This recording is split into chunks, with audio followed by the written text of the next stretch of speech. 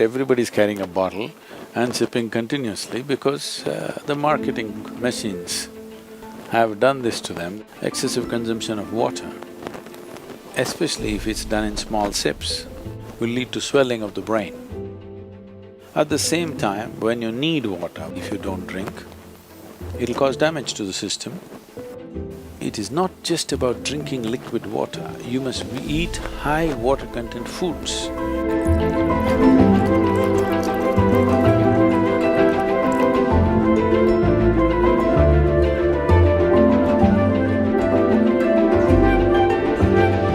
If you don't feel thirsty, if you don't drink water, nothing is going to happen, you're going to be fine.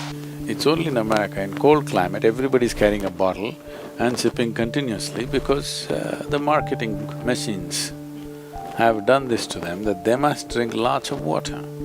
Excessive consumption of water, especially if it's done in small sips, body absorbs. When it absorbs, the sodium levels, which are very delicately balanced, will drop.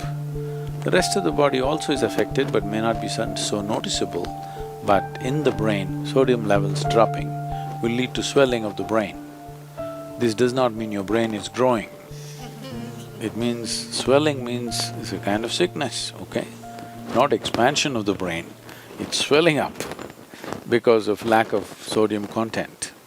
So because there's not enough sodium, more water goes into the brain, trying to supply the required sodium to keep the balance. So more water in your brain means you will slosh. Psychological imbalances will come when you manage to absorb. See, if you drink lots of water at one go, body will decide how much to absorb, how much to throw out. But if you keep sipping through the day, body kind of gets deceived and tends to absorb more water than it should. But let's say right now you drink 2 liters of water, all of it is not going to go into the system. What is needed, it'll take, rest of it will be shunted out. So, not consuming water and being out there is very much a possibility. Nobody need to drink water simply because you think it's a good thing to do. When you feel thirsty, you must drink water just to ensure you're drinking enough. Drink 10% more than what you actually need, a couple of cups more, just to ensure that you don't drink less. If you're not the kind who is carrying a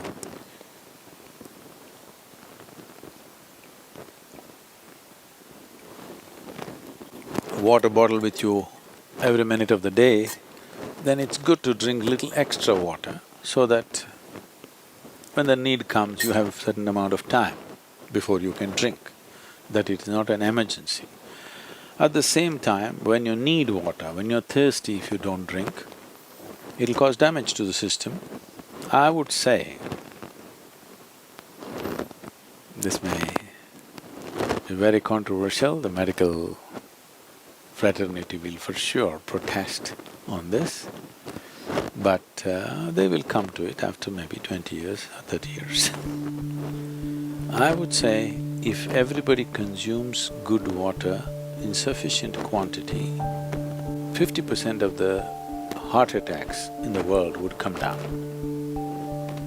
The damage to the heart is immense when the water that is needed is not there in the system.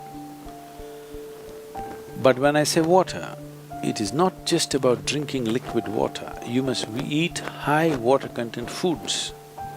If you eat a fruit, it's nearly 90% water. Vegetables and other things are over 70% water. Minimum 70% water content must be there in the food that you eat. So, very low water content food you eat and it goes and gets stuck in your… like concrete, it sits in your stomach. Now you drink water, that's not going to help. You must eat high water content foods. When you consume food, at least it must be level with the percentage of water content in your own body. So any food that you eat should be at least 70% water content. So this is why vegetables, fruits must be part of your diet so that it is there. Not consuming water in certain situations is okay, but if there is an indication of thirst, you must drink water.